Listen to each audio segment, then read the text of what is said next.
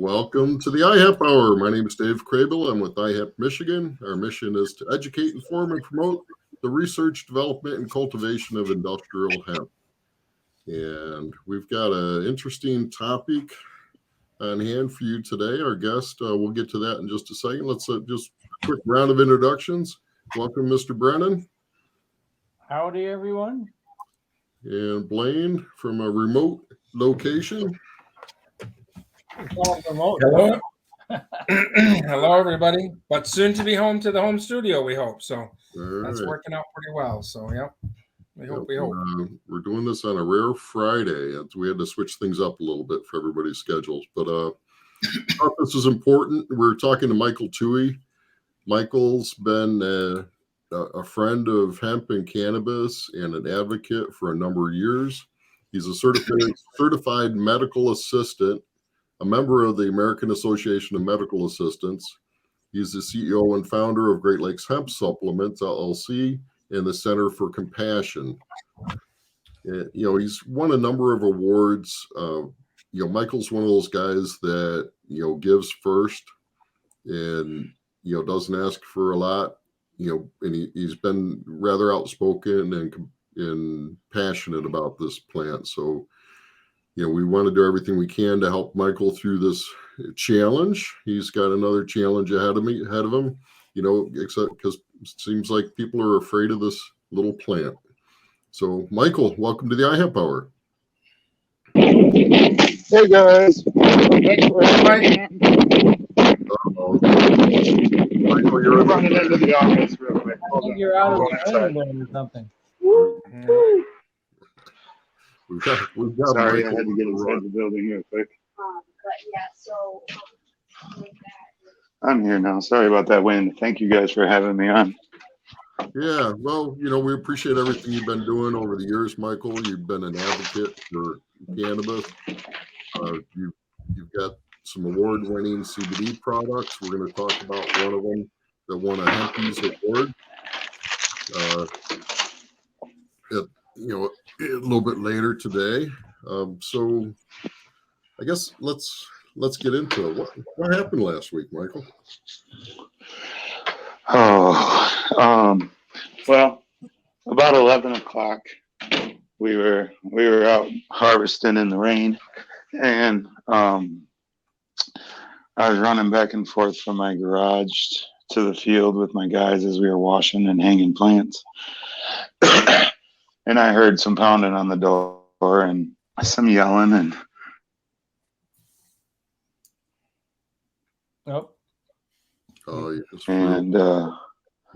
so I went out to the field and grabbed the guys that were out there working with me, and I could see the lights off the side of my shipping container that I have just on the front side of my fence.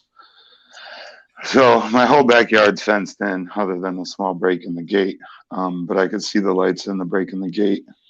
And so I grabbed the two guys that were there with me, and we all walked up front, hands up. There was a lot of people there, full SWAT, fully automatic rifles, masks on. After a second, as I was getting closer to the fence, I recognized one guy that was in just plain clothes with a jacket on. He was Lieutenant Belcher with the Michigan State Police. And I asked him, I said, "What's going on today, Belcher?" And I was like, "What's up with this bullshit?" And he says, "It's not me today, Michael." He says, "It's them." I'm like, "What do you mean them?" And he says, "They got some questions about your licensing." I said, and this is how you approach some questions regarding my licensing? Go ahead. So was it CRA or was it? So the marijuana and tobacco investigation section, they are responsible for handling, I guess, cannabis issues that don't fall within the CRA's authority or reach. So, like, because my license isn't active, I guess, or I'm really not 100% sure yet. So they didn't give us any real information.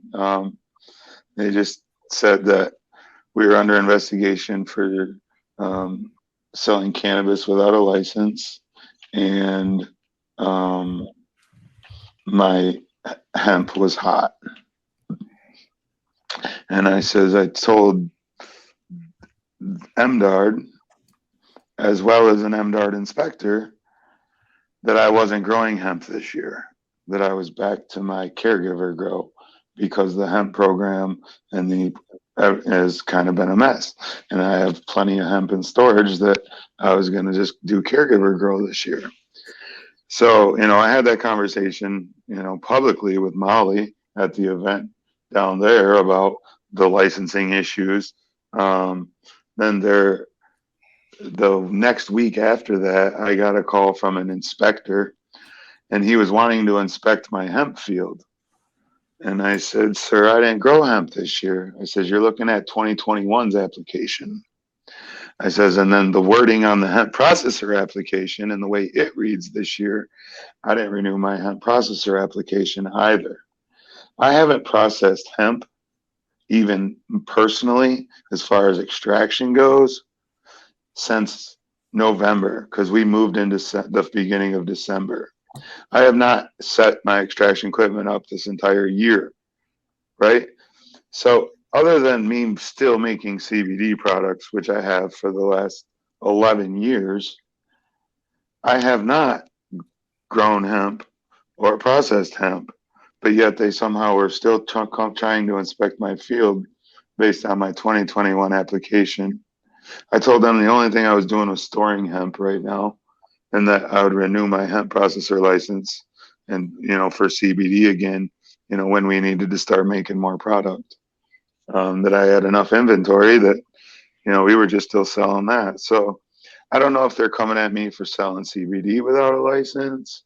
I imagine they're trying to prove I was doing more than that because of having the caregiver grows and stuff as well. But, I told them, I'm like, this, when they came, like, this isn't, I'm not claiming this is hemp. Like, I told multiple people that I didn't renew my hemp license.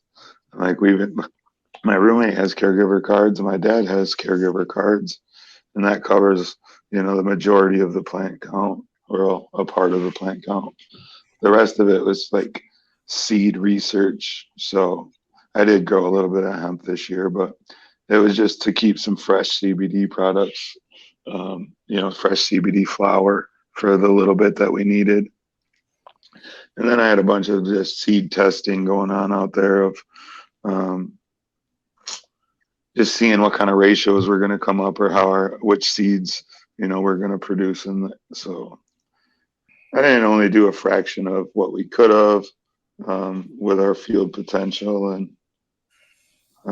just kind of getting by what we needed. The industry's at a lull, so I didn't want to grow everything that we needed, and nothing, very little, not even our greenhouse was filled to potential.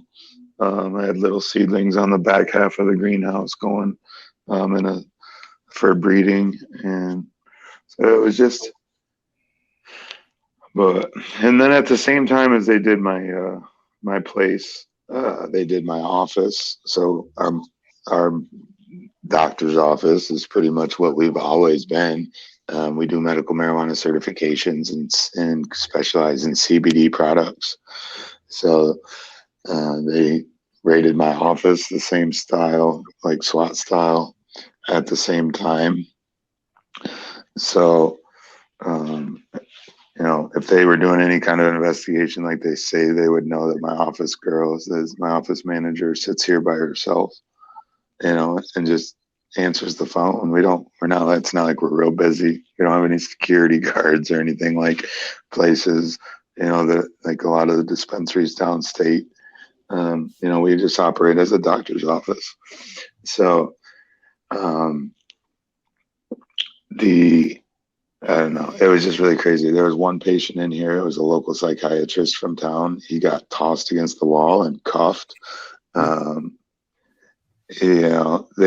Once he finally got uncuffed, he started recording and recorded up until they let Megan leave. So it's, it's really terrifying to Megan. She's never dealt with anything like that. You got 12 armed, officers coming in full SWAT style into the office as well. And so it's been a mess. Like, I dealt with that when I was really young once. And then like, it's been a lot to get over in my past. And, going through it again is really, it's been difficult. Like, I find myself grinding my teeth again, like I did when I was young. Trouble sleeping, weird dreams, crazy dreams. So it's, it plays a lot on you when you deal with something like that. So I don't know. I've got, and I'm working with Michael Comorn with Comorn Law, and he does, the Michigan Hemp Association, I think is what it's called. And he's been a huge cannabis attorney for a long time. He fought a case for me that we did, that probation case for anyone can use medical marijuana with a valid card if they're on bond, probation, or parole. And then, so I got him. We're looking at going after the forfeiture and the seized items. Cause crazy, like they thought they were, coming in to shut down a big criminal enterprise and drug operation. But, all they got was $400 from my office, and they took my tractor from my farm. So my old John Deere tractor, they thought it was valuable. I'm like, well, I'll be coming after that so I can snow blow my driveway this winter. I use it more for snow blowing my driveway in the winter than I ever do any work on my farm, really. We get a lot of snow up here. But I also have been contacted and have been in touch with a group of civil rights attorneys. They had caught my article and reached out to me. I spent some time going through last week, kind of in depth, what happened, with them more in depth, like my position, my angle, kind of really trying to be transparent to see if they thought there was anything they could do. They have given me some positive feedback. I still have to raise the money to, fight for my product. And Whoop, we lost you. all right, sorry, somebody was calling in. Should have put it on airplane mode. Am I there still? Yep. Mm-hmm. Okay. Except for it disconnected my headset.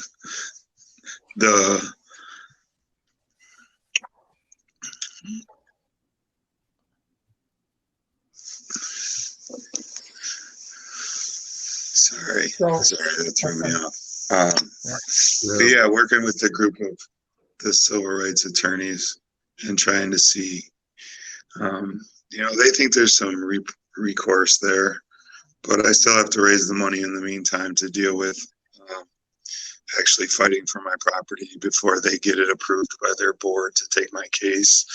And then they will do all their work pro bono, but theirs is more from a civil aspect. So as of right now, I just spent the day in cuffs,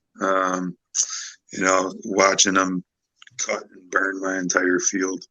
And then they just let me go back inside my house. They didn't take me to jail. As of right now, there's no charges. I do expect some once we start going after our property, because in Michigan, they can't keep any of your property under civil asset forfeiture without a criminal conviction. So they need to try, if they want to try to keep anything, or because it was so little that they took, maybe they'll just give it back and not, we can cross our fingers on that and hope, but, so, yeah. So Michael, let's bring this up now and we'll bring it up later too. So if people want to kind of help, you've helped a lot of people in your time with everything. And if people may not know how to help you right now or assist you if they want to. So I know you've got a GoFundMe page. So I think we just brought it up there. So people can help you that way. and we'll show some products that you have later. So another thing is you still have product for sale and you're able to sell that at this time, correct? Yeah, I'm gonna keep doing it. I haven't technically renewed my hemp license yet, so I'll be transparent on that. But you know, uh, we've I've paid for the first 3 years. So like, what are we supposed to not sell our inventory that we grew the first 3 years legally? I mean, I was approved by the USDA to grow it and process it up until this year. So I'm still selling off the stock that we have, and going to do it until I can resubmit on the new application. If I would have been notified that we could have resubmit that they had fixed the application, I would have submitted already, instead of having to go through this. I thought with these programs we were supposed to have audits and not raids. Compliance checks. We give them permission when we're growing hemp to come out and check our fields. Like this year they had to get a warrant because they knew I wasn't in the hemp program, but yet they were still telling all the officers that they were there cutting down hot hemp. And some of the cops were really mad. They were in the rain for the day cutting down what they were being told was hot hemp. A lot of work. They have a new appreciation for hemp farming now, right? So, Michael, one thing you had mentioned earlier on too, you said they. So, is this a state thing? Is the federal involved in this, or just the state at this point? So, I think there may have been one federal officer, and I heard that anywhere within, I want to say 20 or 40 miles of the water is all Homeland Security coverage also. So our jurisdictions overlap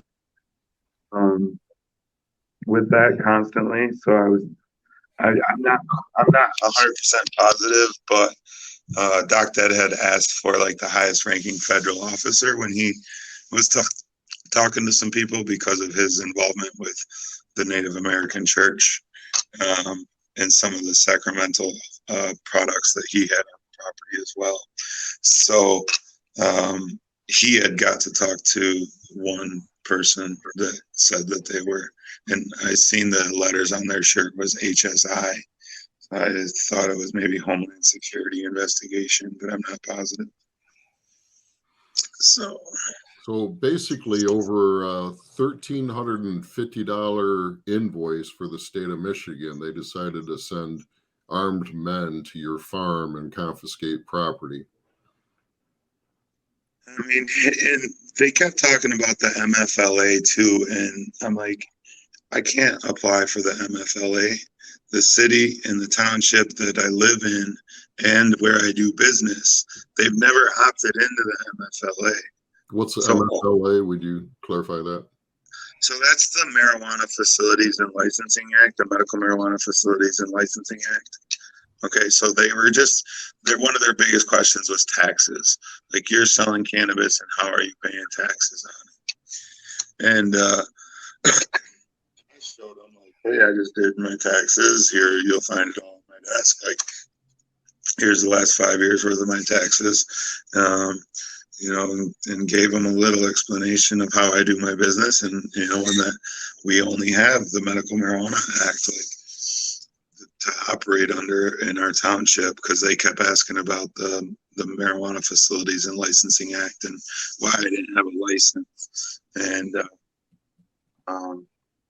it's like, from that aspect, like, we're not allowed to. Our township hasn't adopted any medical marijuana or recreational zoning or rules. So the only rule that we can operate under as far as cannabis goes is the hemp law and the Medical Marijuana Act. Have you been given any documentation or served with anything that tells them why and how come? No, I got a copy of the warrants for my house and my office. And then the business card for the guy that was in charge of the investigation. and then like all the seizure paperwork of like everything that they took off the property. So it's really crazy, like what they took, what they left. One time he told me they were going to leave me all my CBD products that were at the office, or, you know, he said he was going to tell his other officers too, but they didn't. Like, they took everything out of my office. They did leave me a fair amount of stuff at my house, like my super sacks that were labeled from previous years. I talked them into leaving those. At one time, they said they were burning everything. Like, and I'm like, look, I legally, like, I've had a license the last 3 years, and every one of those bags is tagged and labeled, like, what year it came from. So I finally talked them into, like, leaving those, and they just destroyed everything that was out there for this year's crop, which was majority of our THC for our patients this year. There was a lot of, I had a good row of cannatonic out there also, just to have some fresh cannatonic flower, but, so. You feel this is sort of any kind of vendetta or retribution from, people that you worked with in the past that may not have been too excited about that, or what? I mean, the only retaliation I think it comes from is more the state of Michigan. I mean, they had to pass a law in response to my court case this year, in which a lot of money, a lot of lobbying dollars, a lot of resources were wasted, lobbying for this law that didn't need to be put into place. And this law gives the federally funded drug courts, veterans courts, and sobriety courts, gives the judge the right to refuse cannabis as medicine to the people that are in front of them in these specialty courts. So it was something that they had to lobby really hard on, go all the way through the House and the Senate, and get the governor's signature to make this amendment after my court case that I won with Kamorn last year. Kamorn told me not to do any more interviews without him, so I completely forgot. Dave, I told you I was going to do this, so I'll probably get yelled at later.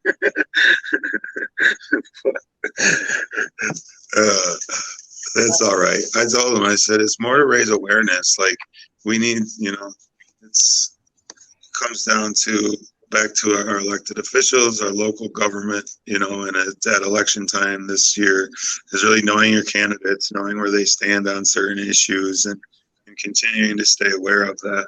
And then the hemp, like, why are we continuing to have so many questions regarding hemp and CBD? I mean, CBD is sold at every gas station. We're really expecting the federal farm bill this year to clarify, CBD, its use, its appropriate placement. Why has the state of Michigan continually, this is not the first time that they've done this. When they first did the MFLA and they thought they were going to regulate all the dispensaries and all the cannabinoids, they put out a memo saying that CBD was illegal back then. And we had, I want to say that might have been 15. So we had the federal farm bill of 14 that added research. 18 added a little bit more research, right? That really clarified and got us started. But 14 farm bill, introduced CBD language, like that it was, starting to come into play. So at that time, it was already being sold in a lot of openly in the market under the Hemp Food Act of 2005. So, we've been doing this for, 11, 12 years now, doing CBD grow and cultivation under the medical marijuana law, and then under these research and development aspects. Yeah, I know we had you talking to the tribe up in Marquette. You were looking at some work on some of that old Dow chemical land, and there's a lot of things you've been involved with to help with the whole situation. Well, the crazy thing is, I'm even on the Attorney General's promo video, and I think that is just another one of like them just kind of giving me a little slap too, because my comment on the Attorney General's promo video is just, it's nice to be able to sleep at night under this Attorney General's administration, knowing that medical marijuana patients aren't getting rated over medical marijuana anymore. And then, like, come the end of the season, just before election, I get kicked in, and we know, like, I hate to say, I never thought I'd be so much into politics, but being in activism has forced me into politics on like I never imagined. Where like I've been to DC and lobbied and been in Jack Bergman's office, like talking with him about hemp in DC. I've been to Debbie Stabenow's office in Lansing. Isn't she in DC also? I want to say I was in her office in DC too. And then our local reps, like, you can bet I'm switching all my votes this year because every one of them voted against me. This law that they passed to overturn and give judges their rights back to refuse. Like, who in the right gives a judge why does a judge think they would ever have the power to play doctor from the bench?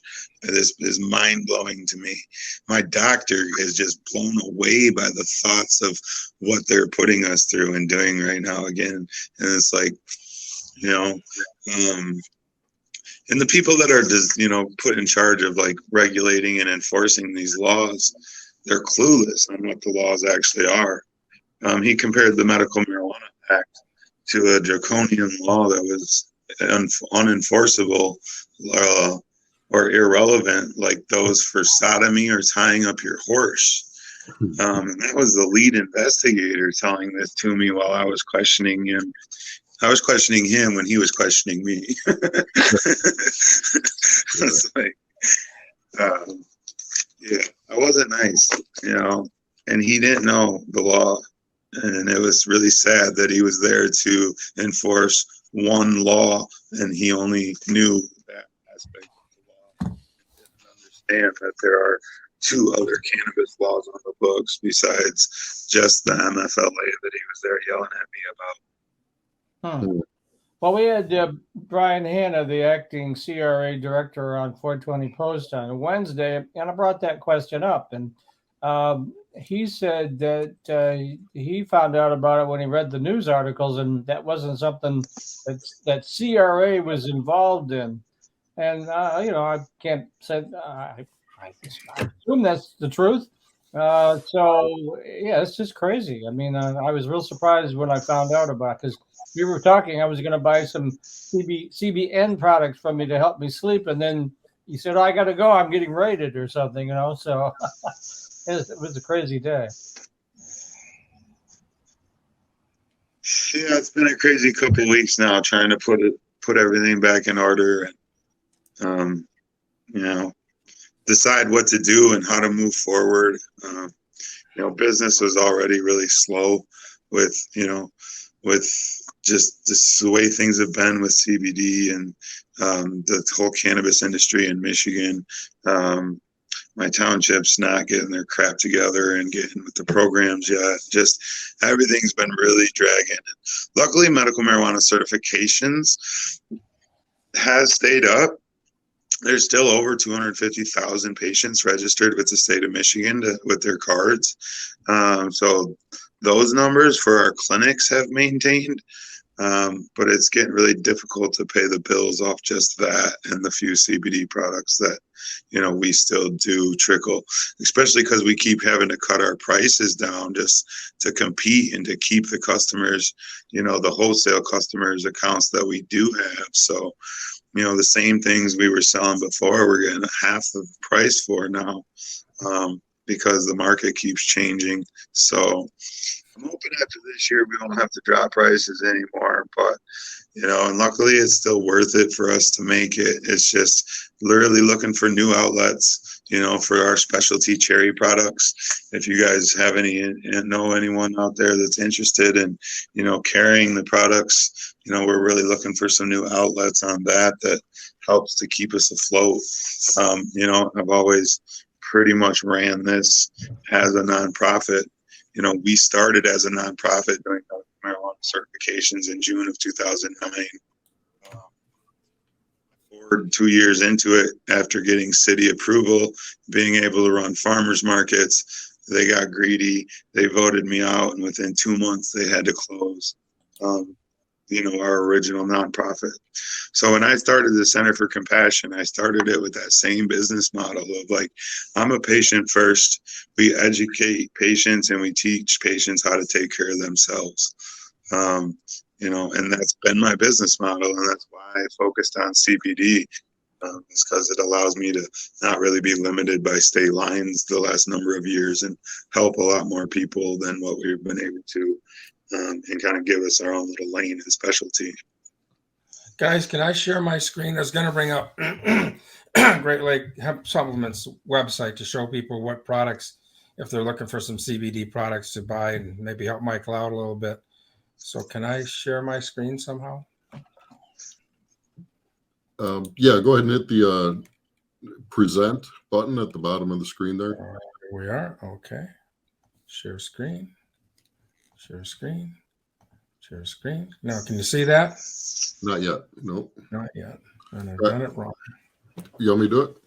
Yeah, you do. I've got it. You're the wizard, Dave. That's what we call him, all right, Wizard Dave. So it's really funny when I want to call Dave from my phone. I have Dave Crable on the phone, right? But I also have him as the wizard.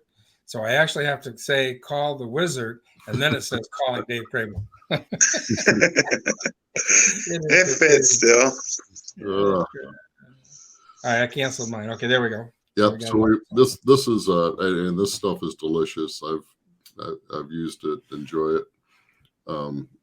So this is probably your best your most popular tank. Well, you have probably have stronger.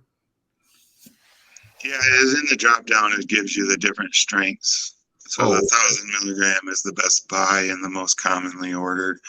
Looks like they didn't fix the pricing on that yet this week. They were supposed to. I'll have to message them today. Okay. So we are doing price reduction too, and then we do a coupon with the order, so 10% off for reorders. Coupon code. Yeah, those are down to 60 though now. We've dropped them to 60 in the office instead of the 85 for the 1,000 milligrams. And I know the full spectrum; those are really, really. These good. are tasty. You've won a lot of awards. I think 2 years ago you won the Hemp award for that. Yeah. Mm-hmm. That one I've won anytime I've entered it. Like that just is a unique product. We don't do gummies, so we keep a medicinal focus.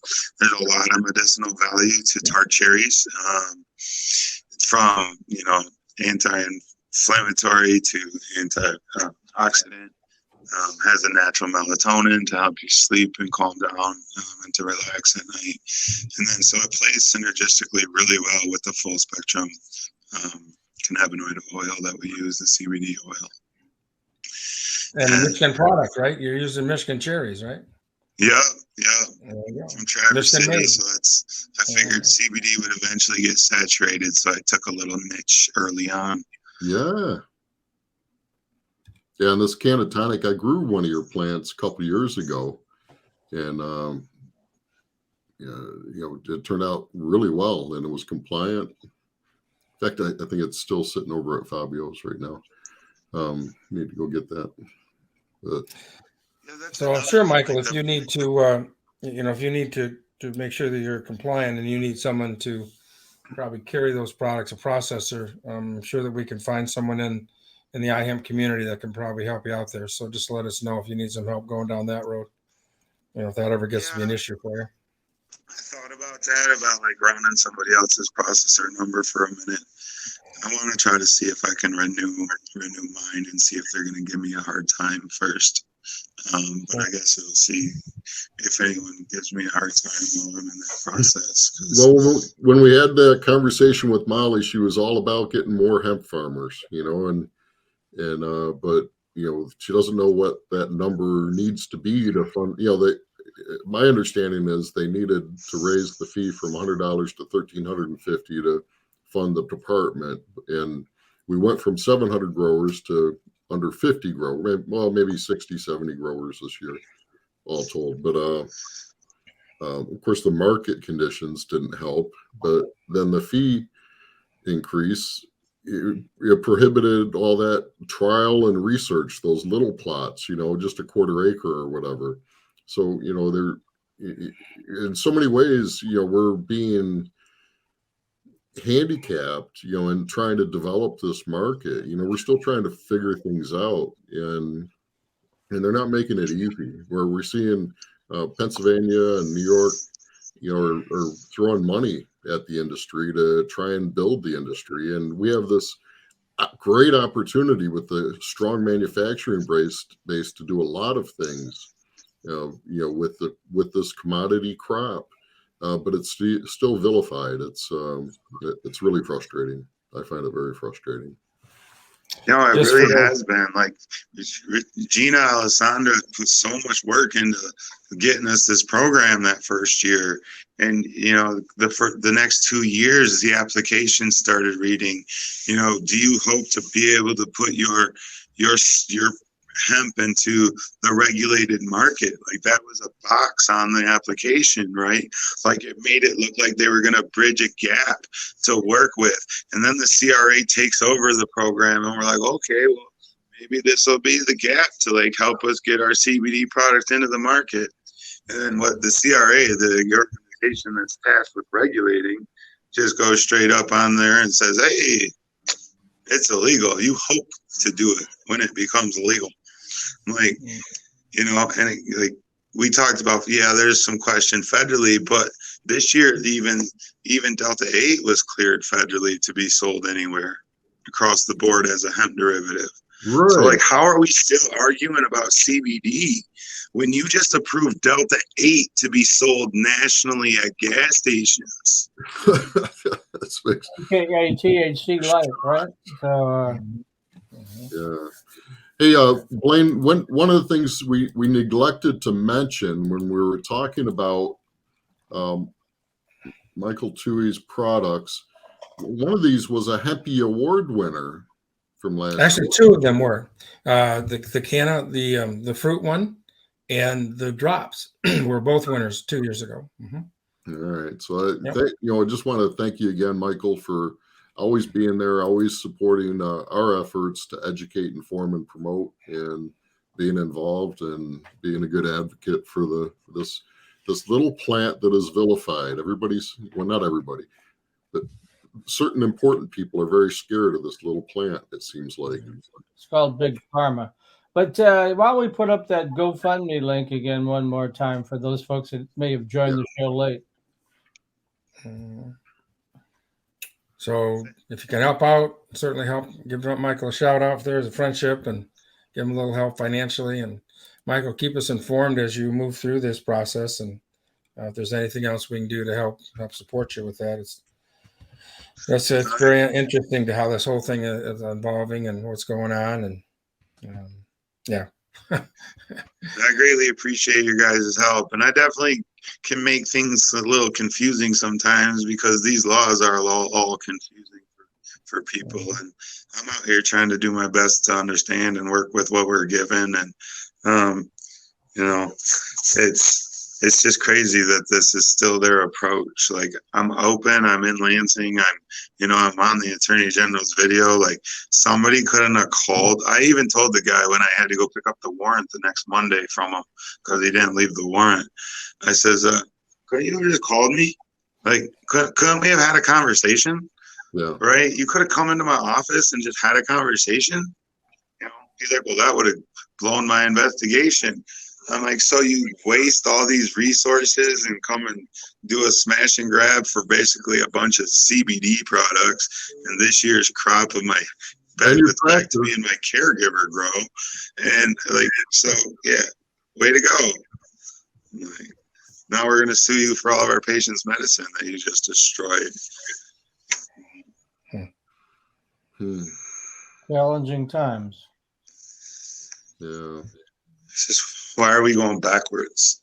We should be going forward. Like, Yeah. you know, this hemp program, you know, again, they worked so hard to get it started, and now it's like they're just taking it backwards. And, you know, Molly, she just acts like she just wants to hand it away to the feds. She don't even want to deal with it at the meeting this summer. And, you know, that really bothered me. Like, everyone's worked so hard for us to be able to do this and have our own program, and we have our own laws. Like, why are we just going to hand it back to the Fed because you guys are lazy and there's no money for you in it? Right? Like, that's how I see it coming down.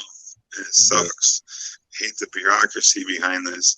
And, you know, they don't understand that, like, especially when it comes to quality CBD medicine, like, this really affects people's lives and livelihoods, right? Not just their livelihoods, but their lives, you know, how their health, you know, they're sworn to a service of, you know, protecting the you know, the health and humanity, right? But and the health and safety of the citizens, but like, they are the most detrimental part a lot of times to, you know, instead of what they're trying to help, they're making it a lot worse. Yeah. I want to remind all the Michigan growers too, it's coming up quicker than we think, but November 30th, if you're a processor, you need to renew your license through the CRA this year. MRA is handling the growing side, the agricultural side of it, but CRA is handling the processing. So I did just check this morning, and they've got the information up there on the 2023 licensing application. So it is there. You should be getting, I haven't gotten mine yet, but you should be getting a letter from them, I'm assuming very soon, regarding that process, how to do that. So if you're going to renew your license and you want to avoid the late penalty fee, make sure you do that by November 30th. Or a SWAT team. Yeah. Now, when we had Andrew Brisboe on, we asked, you know, because every gas station and local drugstore has CBD products. They're not all paying that process. If they were all paying that processor handler license, you know, we wouldn't have a money issue for the hemp industry. That's not happening. Don't expect it to happen. I'm not saying it should happen. So that's the question. If someone else is formulating the product and you put up a website and just sell those products, do you have to have a processor handler license? And according to the state of Michigan, yes, but who's going to ever enforce it? You know, I guess they did me because I'm fucking very vocal. You don't. I got the impression that it wasn't required because they're not. They were not going to require every gas station or anybody that sold the CBD to have the processor handler license. Correct. So whoever's making the product, right, who's ever formulating it, they need to have that license. Correct. That was my understanding, but man, it's and it doesn't have to be. I mean, we certainly want to promote, you know, Michigan and Michigan processors for sure, and we have a lot of great ones in the state. So there's a lot of choices you can make there. But you could buy this product from out of state. I mean, the CBD is legal across the straight lines and just cross state lines, and to do that, so that's not a problem. So, yep. Yeah. Michigan just keeps overstepping their bounds and restricting our programs and making them worse instead of helping expand. You know, we were at the lead one time with the medical marijuana community as well, and now we're like in the back seat. We had the potential to really lead with the hemp industry, and our own state stands in the way and restricting it. So, you know what, they could offer money for infrastructure and get some real infrastructure built within the state of Michigan, knowing that we have, you know, they already own half the automotive industry from the bailouts anyways. It would all fund itself, right? But, you know, they just all get in the way of the progress instead of trying to figure out how to make it work to better everybody. Yeah. Well, we have to keep working, keep doing the education, keep, you know, putting the effort in to keep our heads up. So, all right, gentlemen, I think it's time to break for the news. All right. Well, thanks, Michael, for taking time today and explaining it, and keep us informed. Yeah. Appreciate you. All right. So let's, I think Mike Brennan is up. He is indeed. And as I mentioned, if you go to mimarijuanareport.com, or heck, I posted it to a bunch of different groups all over Facebook, we have about a 25-minute interview with the new acting CRA director, Brian Hanna. And one of the things he did, he says right now he has a 90-day plan that he's working on. Didn't get into real specifics exactly on what that was. Everybody now realizes he has a law enforcement background, but it's more of a military background. He was in military intelligence and counter espionage activities, so not really police enforcement background, but still. And he also mentioned that they're hiring a bunch of people, including a whole lot more inspectors that will be out there in the fields next year. So keep that in mind. Make sure your licenses are up to date so you don't have issues that Michael just went through. You can watch that whole. There's a little dispensary in Detroit that had a few problems. It sounded like a couple of weeks ago. Yeah, too. that was actually a 17-month investigation. I think it was House of Mary Jane, it was called. And they had a whole bunch of unlicensed, unmetric licensed product that was discovered. And they were told to not destroy that and make sure they kept their videos. And a week later, when the investigators went back, surprise, the product was gone and the videos were gone. So they lost their license for a month, but it took 17 months. And he addressed that and he said, yeah, you can't have that. So that's not really on his watch. That was on Andrew Brisbo's watch. And some of that might be one of the reasons that Andrew is not there anymore. The state has been really, really vague about why they moved a high-profile guy that was actually the head of the national enforcement group, or the agency groups, and moved him over to construction codes. Yeah, we never got a real clear answer on that. So everybody's guessing as to what that might be.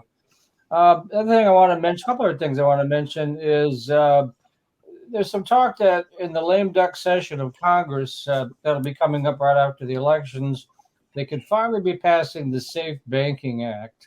And I don't know if that's going to be the case, but I read an article and posted an article that came out of D.C.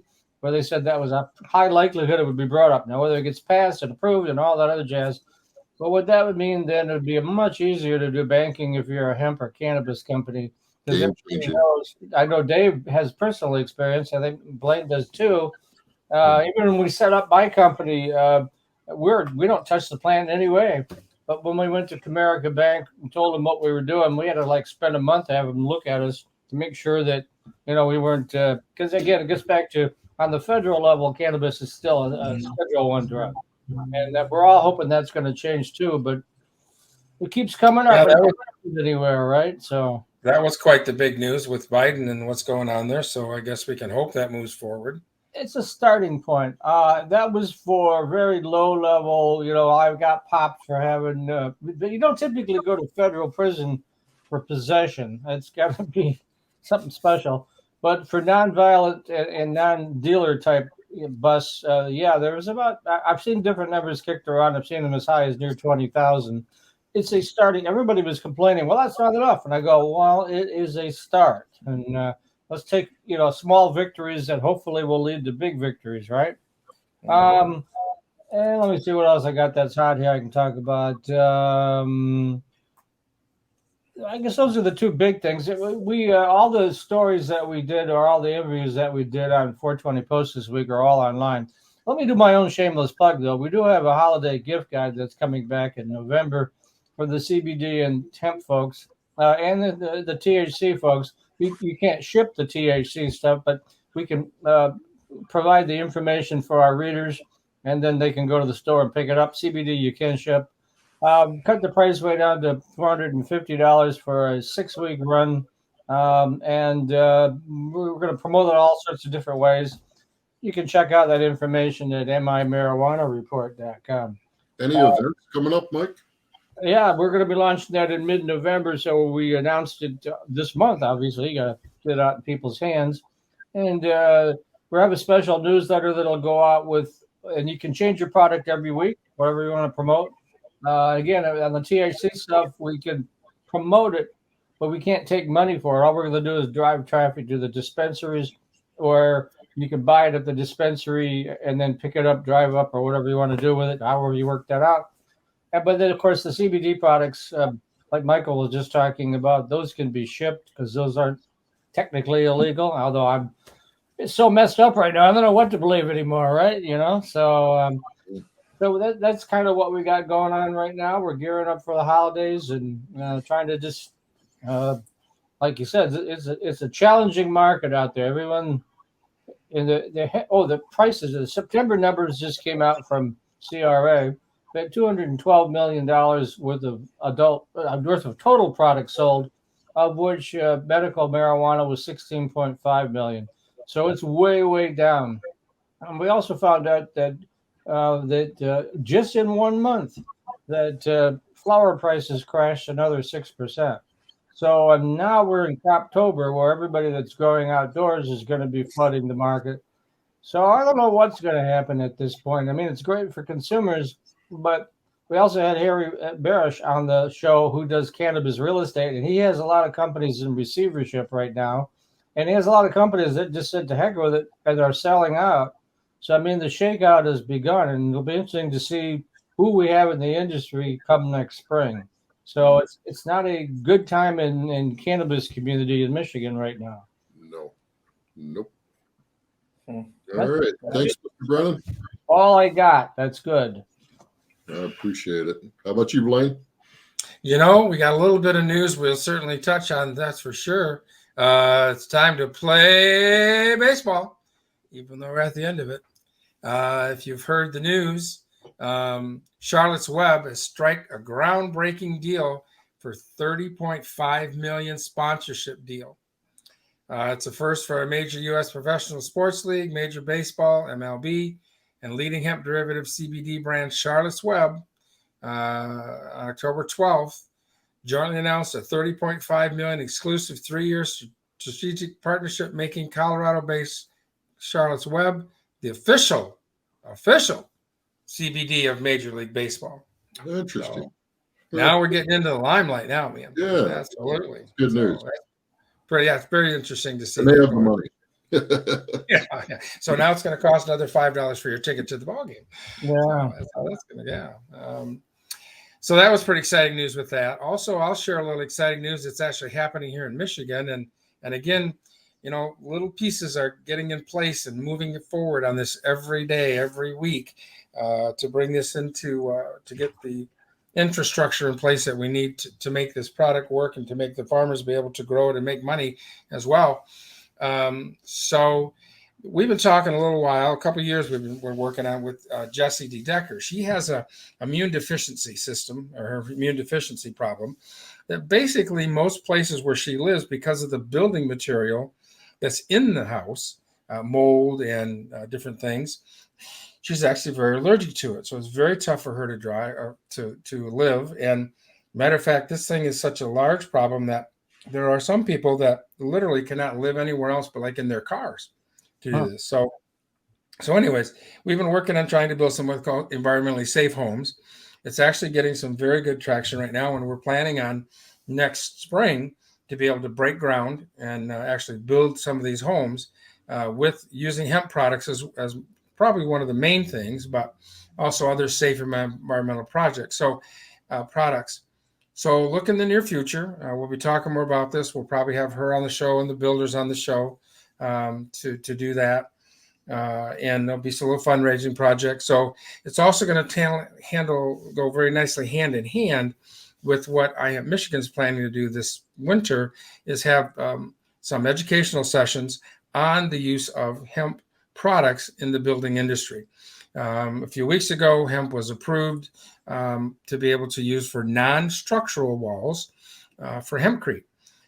So we're excited to see that. And of course, there's always the flooring that you can buy and purchase. And I want to give a shout out to Hempwood down in Murray, Kentucky.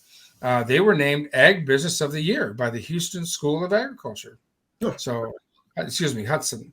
At HUTSON, School of Agriculture. So great job down there, guys. And I'm looking at a project that I'm going to be doing, putting in some hemp flooring. So I'm going to help them out a little bit myself there. So great news there. Again, and then also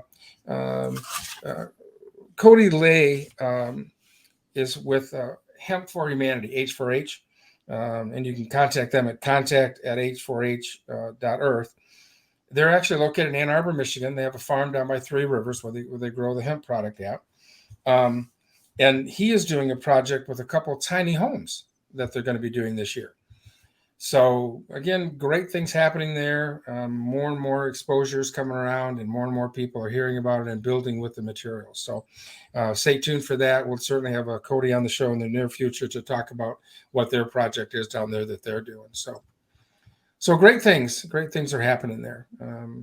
And like Mike mentioned before, it's hemp. How do you call that, Mike? Croptober. Croptober, yes. Yeah, there's like a lot of stuff being grown outdoors.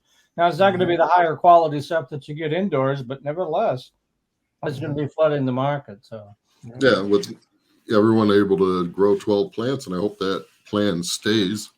We don't get that taken away from us. Yeah, we're talking about whacking it down to 3 or 4 now. So that's still enough for me. you usually get a pound or so off each plant, right? I mean, how much you get? Yeah. 12 bucks a year. Woo! So. And then I want to remind everybody that NOCO has put out their stuff for their Hemp Expo that's coming up on March 29th to 31st. Colorado Springs. At the Broadmoor, Colorado Springs. And maybe if my world changes a little bit this year, I'll be going out to that. So yeah, I'm looking forward to doing that. So definitely on my radar. That's where I have family. So so a lot of good things there. Again, we want to remind everybody, if you are going to process and need a processor's license, if you want to avoid the extra fee that would be involved doing it after November, get your application in and look for. We'll probably talk about that on the next show a little more detail too, and maybe we can get somebody from CRA to come on and give us a little update on what they're looking at there. So we'll try to get that on. So yeah, good things all over. So yep, good things all over. Excellent. And enjoy this weekend. It's supposed to be in the 70s again this weekend, but as we all know, it's the end of October, so that's probably the last time you're going to see 70. Well, I've got 2 small projects I've got to get done before, and I'd rather do it 70 degrees than 7 degrees. Oh, yeah, geez. The winter project. So I'm going to be in the hockey rink in Port Huron all weekend. All right. Gordie Howe hat trick. No, it's 16 over. We're going to be I'm hoping we're going to be. So no fights or anything like that then, huh? No, we're too old for that shit. Oh, okay. Oh, come on, Dave. You're never too old for fights in hockey. Well, I mean, yeah, there are situations. So, hey, let's talk about food. That's another good. Let's talk about food, because food's always a good thing to talk about. So, unfortunately, I can't bring up the recipe because I've got it up in front of us. Do you? Excellent. All right. He's on top of it. That's Wizard Dave for you. He is awesome. Just freaking awesome. That's all I can say. Just ask me. Yeah, sure. Hemp and honey carrot cake, oat cups, gluten and dairy free. So let me see if I can make it a little bit bigger, Dave, so I can read it. But we need a cup of, thank you. Need a cup of gluten-free rolled oats, a quarter cup of hemp seeds. And if you roll down a little bit for me. And you need some nutmeg and some ground ginger and some ground cinnamon and tablespoons of creamed raw honey or cinnamon honey, divide it. Unsweetened applesauce, raisins, grated carrots, unsweet almond milk, vanilla extracts, 2 egg whites, and crushed walnuts. Or I think what you could do is put some hemp hearts in there, better than the walnut. Yeah. And where would we get the hemp hearts, you say? Oh, goodness, I don't know. There's a lot of places online, but if you go to downonthefarm.biz. Where would you say the best place to get those online is? I think the best place would be downonthefarm.biz. Wow. We'd be more than happy to ship them out. Absolutely. Yeah, that's for sure. So there's the recipe for that. It's online, and they said we got a little problem. Did it get fixed yet, Dave? Clearly it's fixed. Clearly it's fixed. Very good. All right. So now you can go to iHemp Michigan. under the store or events. I think you'll find the recipe page, and this will be listed on there with a lot of other great, yummy recipes. So, Yep. Right, the holidays are coming, and this would be great holiday eats, right? absolutely, this would be a wonderful thing for sure. We're a little too healthy, but yeah, sure. They don't taste like cardboard, right? Yep. So, Mike, who's Michigan going to beat this week? Who are they playing this week? Do you know? They're playing no one. This is the bye week. So Oh, they get the bye week. All right. we're waiting for that agricultural college from up your way that Oh, under the lights on yeah. the following Saturday. So Do you have a buddy for that game? yeah, I got a buddy coming to North Carolina for that one. So I'll he bet. has a list of buddies for that game. that's good in there. But I still have 2 other games after that, Dave. So we'll have to talk. So Sure. Yeah, maybe we can go there when it's last not. home game of the year is against Illinois, which is a pretty good team this year. And then, of course, the following week is with those people from down south in the state that we do not name. You know, so. All right. Well, I want to thank everybody for participating today on the show. And Michael, again, if we can maybe throw up one more time Michael's website if people want to help him out, a little bit of GoFundMe. Even $5 or $10, folks, goes a long way when you get a lot of $5 or $10 people. So. Or you can buy some of the really cool cherry products that he has. That I haven't had a chance to try them yet, but I know Dave raves about Oh them. yeah, they're good. Yeah. There are so many people that rave about his products that he does with the cherry stuff. It's amazing, and very good testimonials. He does one of the products is very good for children as well. On that, this cherry wrap. So yeah, he's a good guy. He did not, as some nutcase on Facebook said, he did not cure my cancer, but I don't think he claims to do that, does he? no, he does not claim to do that, but he did help me. I mean, he did help me. So, but some people just take it and twist it and make things, and I don't know. I don't know. Some people I just don't understand. But yeah, this is his GoFundMe, and yep. So give early and often. All right. All right. And All right. Well, everybody have get your yard work, get your leaves raked, whatever you got to get done. We got a 4-day window of 70 degrees coming up. Sounds great. All right. Peace and love. See everybody.